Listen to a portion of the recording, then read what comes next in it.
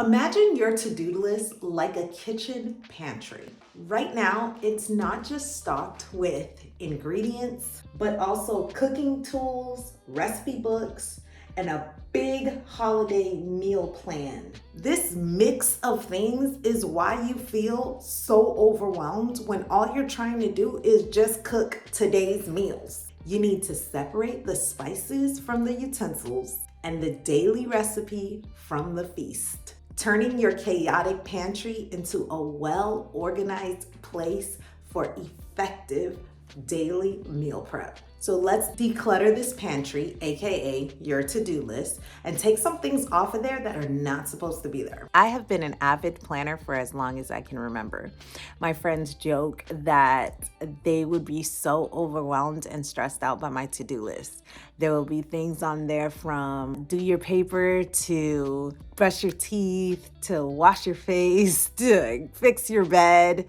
So many no-nos on that to-do list. All the routine things that I would do on a daily basis were on my to-do list. And every single day, I would rewrite them. So the first step to actually having a completed to-do list is to take off the routine things. Have a routine list that you can always refer back to. That way, if you're like me and you need that reassurance that you're not going to forget the routine things that you need to get done on a daily basis, you have that list to go back to. Whether it's on a daily basis, a weekly basis, or a monthly basis, you'll have it there. But you're like, Wendy, I don't put routine things on my to-do list, and my to-do list is still long. Don't worry. We're getting there. Now that recipe book that's in there, just like you wouldn't scribble your vacation plans under the dessert recipe in your recipe book, it's key to keep your calendar and your to-do list separate. Think of your calendar like a cherished recipe book. Each appointment or meeting is a special recipe with its own unique flavor and timing. Take all the appointments and place them on a calendar. If they are not for that specific day, then they shouldn't be on that day's to-do list. Place all the appointments on a calendar and commit to checking your calendar once a day. I prefer an electronic calendar with extra reminders because mom brain, and also I'm able to use that calendar to communicate with my husband and let him know what the appointments are too. But this works just as well with paper calendars. So I've got a question for you.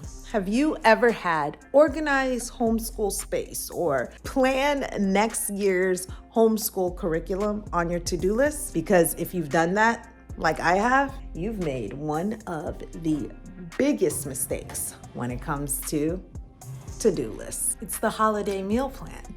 It's the plan that you've got to coordinate with family, the one that you've got to buy the special platters and the special ingredients that you don't use throughout the year except for around the holiday time. It's a huge project. Projects should not be on our to-do list. Projects should be on our projects list.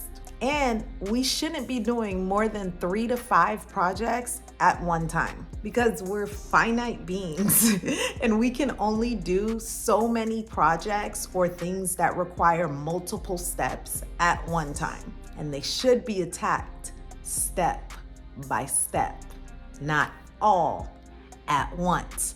Talking to myself. Projects is its own long, detailed video. But let me know if you'd like a whole video on how to break down projects and make it so that you can actually accomplish your projects in a way that is not overwhelming or super time consuming. So what about those ingredients? Let's go back to the kitchen pantry.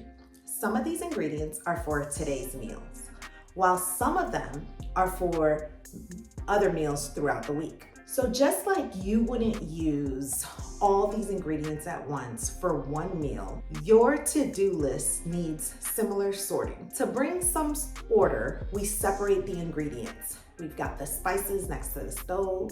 We've got the baking things next to the oven. We've got the vegetables next to the chopping board. A place-based priority list works just like organizing these ingredients next to where you'll use them.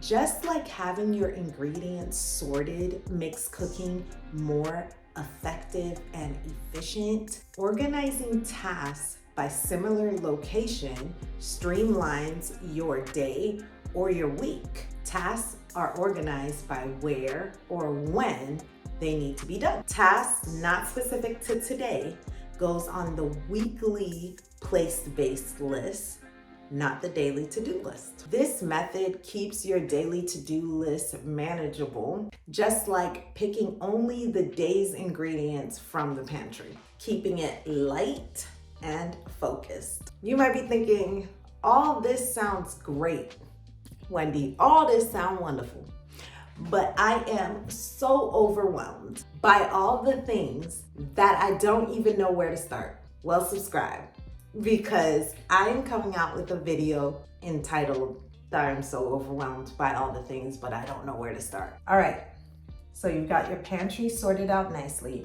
Your routines are set on their list. Calendar appointments scheduled. Projects are planned. And those weekly tasks tied to specific places, not on your daily to-do list. What's left? Just the day-specific tasks that truly matter for the day, the real priorities. And guess what? You can actually check them off. This streamlined approach means each day's focus is clear and achievable, making it a daily reality that you can say hello to checking everything off every day. But how does it all practically look on a daily basis? So using this system every single day is quick and easy.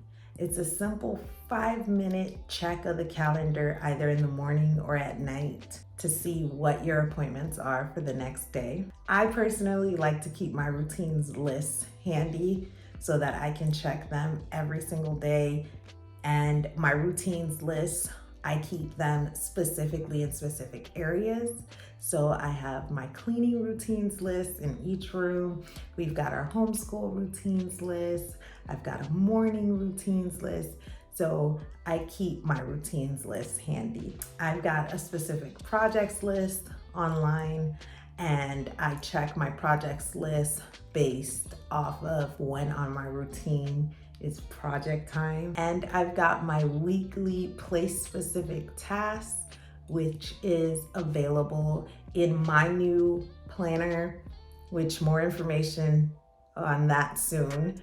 So if you don't see anything in the description, there'll be some more information coming out about my new planner. But I've got my place-specific task list in my planner, but you can always create your own weekly place-specific tasks. Mine started off just simply by writing down different places and then putting the tasks on them on a weekly basis. Then whatever is left is what's added onto my to-do list for the day. And to be honest, sometimes it's nothing. Now, all this means nothing if you have no routines and your routines are out of whack. So check out this video right here where I talk about my 6 must-have homeschool mom routines.